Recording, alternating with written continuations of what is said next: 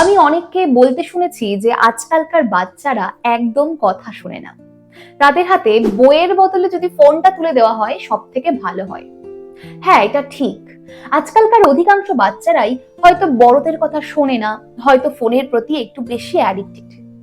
কিন্তু এই ছোট্ট বয়স থেকে এরকমটা কেন হচ্ছে? এর কারণ কি তারা নিজেরা, নাকি এর কারণ তার মা বাবা? কখনো ভেবে দেখেছো? কখনো নিজেকে প্রশ্ন করেছো কেন তোমার বাচ্চাটা এখনই তোমার কথা শুনছে না? কেন এইটুখানি বাচ্চা ফোনের প্রতি অ্যাডিক্টেড? আজকের ভিডিওতে আমি আলোচনা করব এই ছোট্ট ছোট্ট বাচ্চাগুলো কিভাবে ফোনের প্রতি অ্যাডিক্টেড হয়ে পড়ছে এবং কেন তারা কারোর কথা শুনছে না।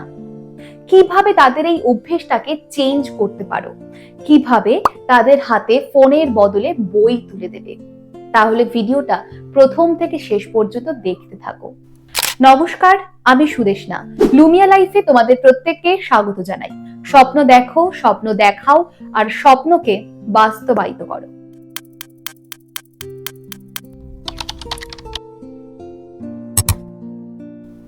একটা বাচ্চা যখন ভূমিষ্ঠ হয় বা সে যখন একদম ছোট থাকে, সে কিন্তু তখন কাউকে চেনে না।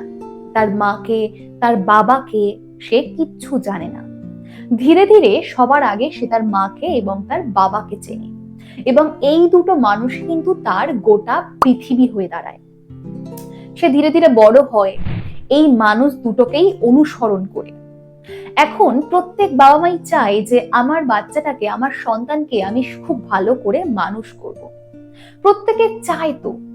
কিন্তু তোমরা যদি ভেবে থাকো যে আমি আমার বাচ্চাকে যা বলবো বাচ্চাটা সেই রকম ভাবেই চলবে, এটা কিন্তু একদম ভুল।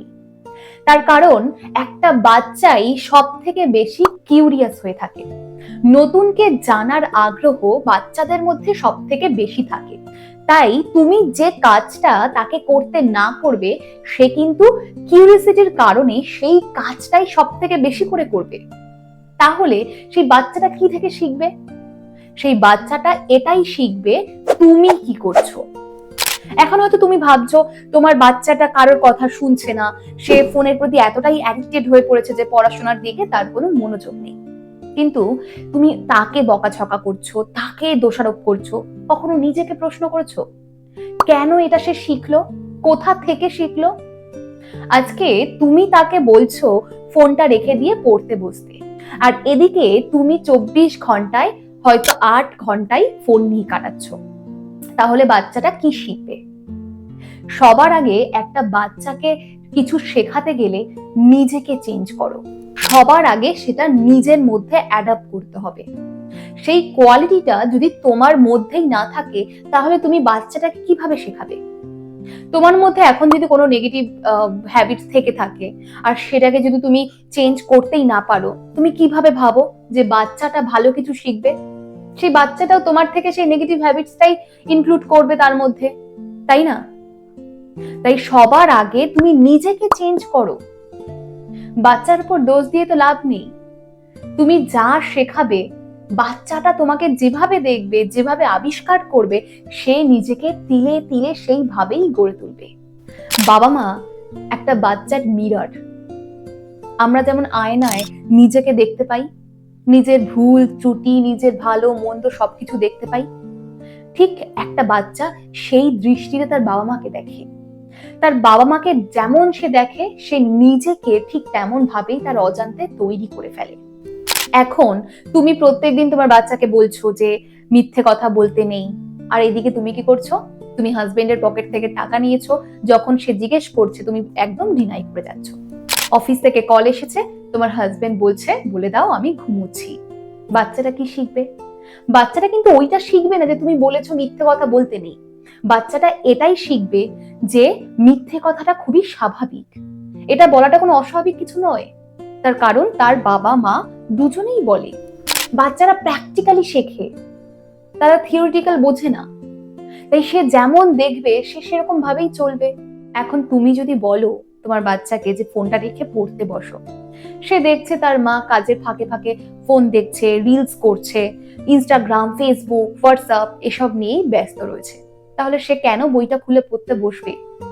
সে তো জানে যে এখান থেকে আমি আনন্দ পাই, সেও সেই মজাটা পেয়ে গেছে, সেও ওই রিলস, ইনস্টাগ্রাম, ফেসবুক এসব নিয়েই পড়ে থাকবে। তার কারণ এইখান থেকে এই রিলস এর মাধ্যমে সে এন্টারটেইন হচ্ছে। বাচ্চা মানুষ, সে কেন বই খুলে পড়তে যাবে?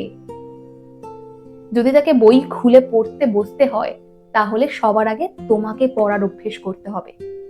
ম্যাগাজিন পড়ো, উপন্যাস পড়ো, ছোট গল্প, বিভিন্ন বড় গল্প, এসে বিভিন্ন কিছু পড়তে থাকো, তাহলেই তো বাচ্চাটা শিখবে।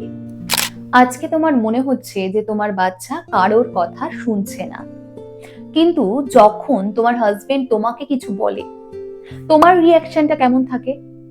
যখন তুমি তোমার হাজবেন্ডকে কিছু বলো, তার রিয়াকশন কেমন থাকে? তোমার শ্বশুর শাশুড়ির সঙ্গে যখন তোমার কথোপকথন হয়, তোমার রিয়াকশন, তোমার অ্যাক্টিভিটিস কেমন থাকে? নিজেই ভেবে দেখো, বাচ্চাটার সামনে তোমরা কিরকম বিহেভিয়ার করো। বাচ্চাটা কি শিখবে? ও জানছে যে এটাই স্বাভাবিক, কেউ কিছু বললে তার উপরে একটা কথা বলা যায়, এটা কোনো বড় ব্যাপার নয়, এটাই তো হয়ে আসছে, স্বাভাবিক না? সে ওটাই শিখবে। তাহলে এতক্ষণে তুমি বুঝতেই পেরে গেছো যে তুমি যদি চাও যে তোমার বাচ্চাটা সবার কথা শুনে চলুক, তোমার বাচ্চাটা ফোন রেখে বই পড়া শুরু করুক, তাহলে সবার আগে সেই অভ্যেসটা তোমাকে করতে হবে। বাচ্চার জন্য হলেও তোমাকে বিভিন্ন ম্যাগাজিন, বিভিন্ন ছোট ছোট উপন্যাস, গল্পের বই পড়তে হবে। ফোনটা বাদ দাও, স্ক্রিন টাইম ধীরে ধীরে কমিয়ে দাও, বাচ্চাকে গল্প শোনাও। যখন তুমি ফোন দেখছো, ফোন ঘাঁটছো, ইনস্টাগ্রামে বিভিন্ন রিলস দেখছো, তখন বাচ্চাটাকে কাছে টেনে নিয়ে গল্প শোনাও। তার মধ্যে বই পড়ার একটা ট্রিগার তৈরি করো, একটা ইন্টারেস্ট গ্রো করো। দেখবে তোমাকে দেখে তোমার বাচ্চা আবার বই পড়তে শুরু করেছে। বাচ্চার সামনে কখনো কারোর কথায় বিরোধিতা করবে না, যদি করতে হয় সেটা একান্তে।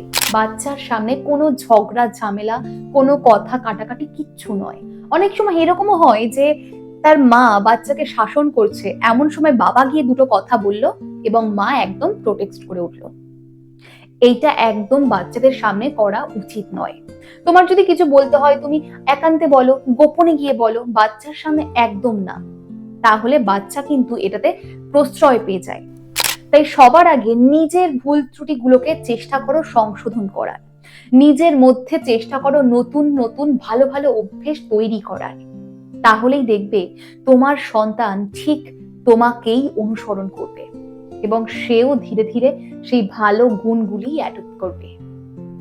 এই ছিল আজকের ভিডিওটি ভালো লাগলে লাইক করো, প্রচুর পরিমাণে শেয়ার করো, আর আমার চ্যানেলটি সাবস্ক্রাইব করে পাশে থাকা বেল বাটনটি ক্লিক করে দাও।